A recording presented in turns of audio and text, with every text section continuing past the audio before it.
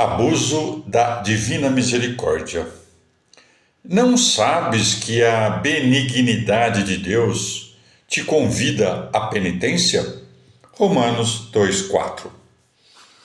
Lê-se na parábola do joio que, tendo crescido num campo essa má erva juntamente com a boa semente, os servos quiseram arrancá-la. Mateus 13:29. O Senhor, porém, lhes objetou: deixa-a crescer, mais tarde a arrancaremos para lançá-la ao fogo. Mateus 13:30. Infere-se desta parábola, por um lado, a paciência de Deus para com os pecadores e, por outro, o seu rigor para com os obstinados.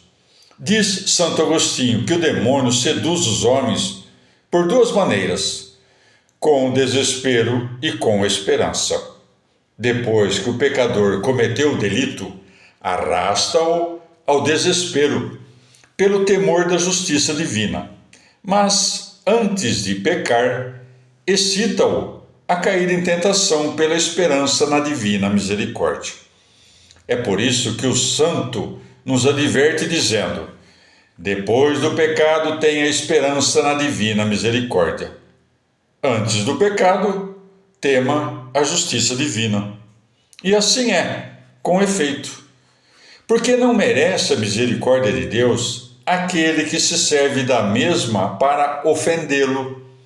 A misericórdia é para quem teme a Deus, e não para o que dela se serve com o propósito de não temê-lo. Aquele que ofende a justiça, diz o abulense, pode recorrer à misericórdia, mas a quem pode recorrer o que ofende a própria misericórdia?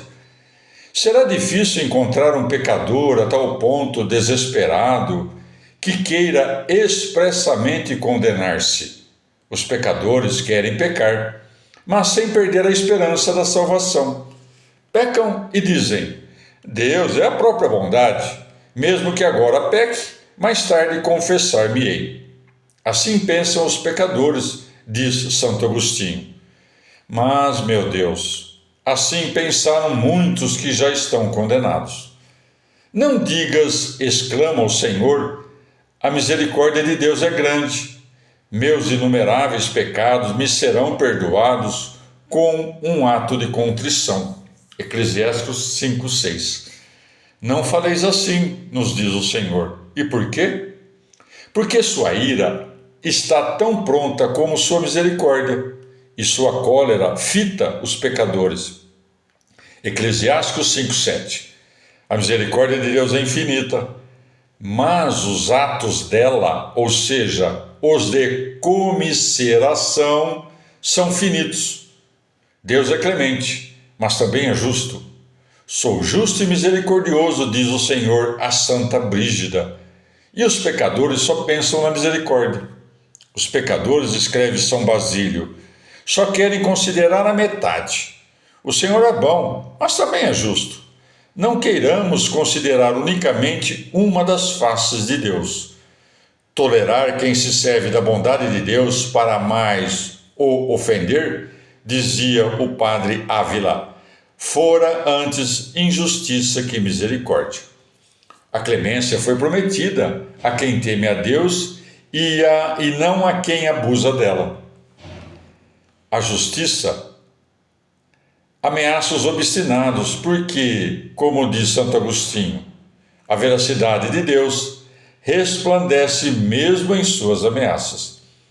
Acautelai-vos, diz São João Crisóstomo, quando o demônio, não Deus, vos promete a misericórdia divina com o fim de que pequeis. Ai daquele, acrescenta Santo Agostinho, que para pecar confia na esperança. A quantos essa vã ilusão tem enganado e levado à perdição? Desgraçado daquele que abusa da bondade de Deus para ofendê-lo mais. Lúcifer, como afirma São Bernardo, foi castigado por Deus com tão assombrosa presteza porque, ao rebelar-se, esperava não ser punido. O rei Manassés pecou, converteu-se em seguida, e Deus lhe perdoou. Mas para Amon, seu filho, que vendo quão facilmente seu pai havia conseguido perdão, entregou-se à má vida com a esperança de também ser perdoado. Não houve misericórdia. Por essa causa, diz São João Crisóstomo, Judas se condenou, porque se atreveu a pecar confiando na clemência de Jesus. Em suma, se Deus espera com paciência, não espera sempre. Pois se o Senhor sempre nos tolerasse, ninguém se condenaria. Ora, é larga a porta e espaçoso o caminho que leva à perdição, e muitos são os que entram por ele. Mateus 7,13. Quem ofende a Deus, fiado na esperança de ser perdoado, é um escarnecedor e não um penitente, diz Santo Agostinho. Por outra parte, afirma São Paulo de Deus não se pode zombar, Gálatas 6,7. E seria zombar de Deus o querer ofendê-lo, sempre que quiséssemos e desejar, a seguir o paraíso. Quem semeia pecados não pode esperar outra coisa que o eterno castigo no inferno, Gálatas 6,8. O laço com que o demônio arrasta quase todos os cristãos que se condenam é, sem dúvida, esse engano com que os seduz, dizendo-lhes: pecai livremente, porque, apesar de todos os pecados, haveis de salvar-vos. O Senhor, porém, amaldiçoa aquele que peca na esperança de perdão. A esperança depois do pecado, quando o pecador deveras se arrepende, é agradável a Deus, mas a dos obstinados lhe é abominável. Tal esperança provoca o castigo de Deus, assim como seria passível de punição o servo que ofendesse a seu patrão, precisamente porque é bondoso e amável. Abuso da divina misericórdia. Ponto 2. Dirá talvez alguém: já que Deus usou para comigo de tanta clemência no passado, espero que a terá também no futuro. Eu, porém, lhe respondo: e por ter sido Deus tão misericordioso contigo, queres de novo ofendê-lo? Desse modo, diz São Paulo, desprezas a bondade e paciência de Deus. Ignoras que se o Senhor te suportou até agora, não foi para que continuasses a ofendê-lo, senão para que te penitencies do mal que fizeste? Romanos 2,4. E se tu, fiado na divina misericórdia, não temes abusar dela, o Senhor te retirará. Se não vos converterdes, entesará o seu arco e tem-no preparado. Salmo 7,13. Minha é a vingança, eu lhes darei a paga a seu tempo. Deuteronômio 32:35. Deus espera, mas chegada a hora da justiça, já não espera e castiga então. Deus aguarda o pecador a fim de que se emende. Isaías 19:18. Mas, quando vê que o tempo concedido para os pecados só serve para multiplicá-los, vale-se desse mesmo tempo para empregar a justiça. Lamentações 1,15. De sorte que o próprio tempo concedido, a mesma misericórdia outorgada, servirão para que o castigo seja mais rigoroso e o abandono mais imediato. Medicamos Babilônia e não há sanado, abandonemo-la. Jeremias 51:9. E como é que Deus nos abandona? Ou envia a morte ao pecador, que assim morre sem arrepender-se, ou o priva das graças abundantes e só lhe deixa a graça suficiente com que o pecador se poderia salvar, mas não se salva. Obcecadamente, endurecido o coração, dominado por maus hábitos, a salvação lhe será moralmente impossível, e assim ficará, senão em absoluto, pelo menos moralmente abandonado. Derrubar-lhe o muro e ficará exposta. Isaías 5:5. Que castigo! Triste indício quando o dono rompe o cercado e deixa entrar na vinha os que quiserem, homens e animais. É prova de que a abandona. É o que faz Deus quando abandona uma alma. Tira-lhe a sede do temor, dos remorsos de consciência e a deixa nas trevas. Penetram, então, nela todos os monstros do vício. Salmo 103, 20. O pecador, entregue a essa obscuridade, desprezará tudo. A graça divina, a glória, avisos, conselhos e censuras, escarnecerá até de sua própria condenação. Provérbios 18, 3. Deus o deixará nesta vida sem castigo, e nisto consistirá seu maior castigo. Compadeçamo-nos do ímpio, não arrependerá jamais justiça. Isaías 26, 10. Referindo-se a esses textos, diz São Bernardo: não quero essa misericórdia, mais terrível que a ira. Terrível castigo, quando Deus deixa o pecador em seus pecados, e parece que nem lhe pede contas deles. Salmos 10, 4. Dir-se-á que já não se indigna contra ele. Ezequiel 16, 42. E que lhe permite gozar quanto neste mundo deseja. Salmo 80, 13. Desgraçados os pecadores que prosperam na vida mortal. É sinal de que Deus os reserva para aplicar de sua justiça na vida eterna. Jeremias pergunta: por que o caminho dos ímpios passa em prosperidade? Jeremias 12, 11. E responde em seguida: reúne-os como rebanho destinado ao matador. Jeremias 12, 3. Não há, pois, maior castigo do que deixar Deus ao pecador amontoar pecados sobre pecados, segundo o que diz Davi, pondo maldade sobre maldade. Riscados sejam do livro dos vícios. Salmo 28, de 28 a 29. Observa Belarmino: não existe castigo mais terrível do que o pecado tornar-se pena do pecado. Fora melhor a um desses infelizes que o Senhor o tivesse feito morrer após o primeiro pecado, porque morrendo mais tarde terá a padecer tantos infernos quantos foram os pecados cometidos. Abuso da divina misericórdia. Ponto 3. Lê-se na vida do padre Luís de Lanuza que, certo dia, dois amigos passeavam juntos em Palermo.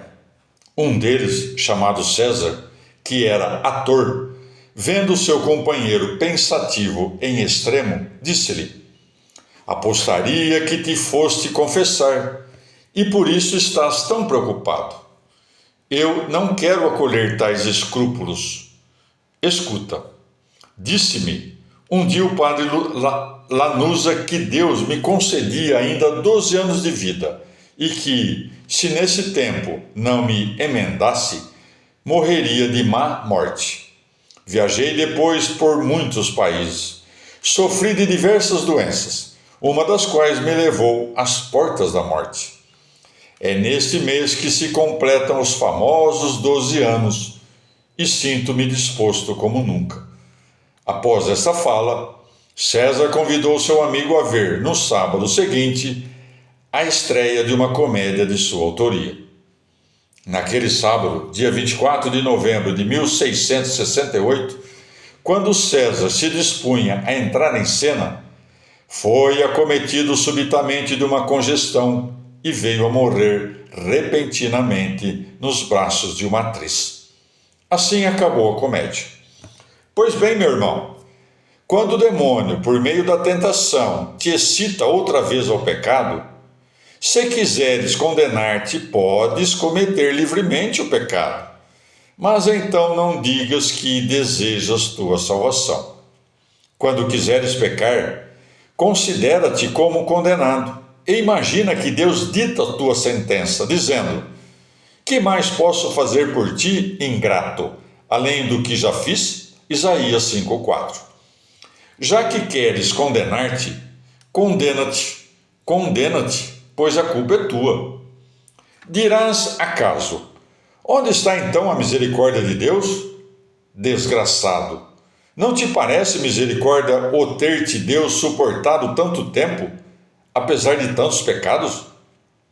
Prostrado diante dele, com o rosto em terra, devias estar a render-lhe graças e dizendo: graças à misericórdia do Senhor é que não temos sido condenados. Lamentações 3:2.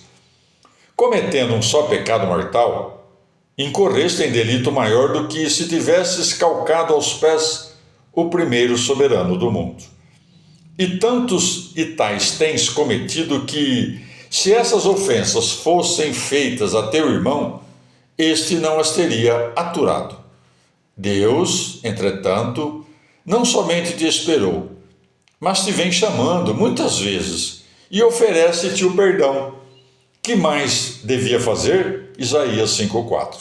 Se Deus tivesse necessidade de ti, ou se o houvesses honrado com grandes serviços, poderia ter se mostrado mais clemente contigo?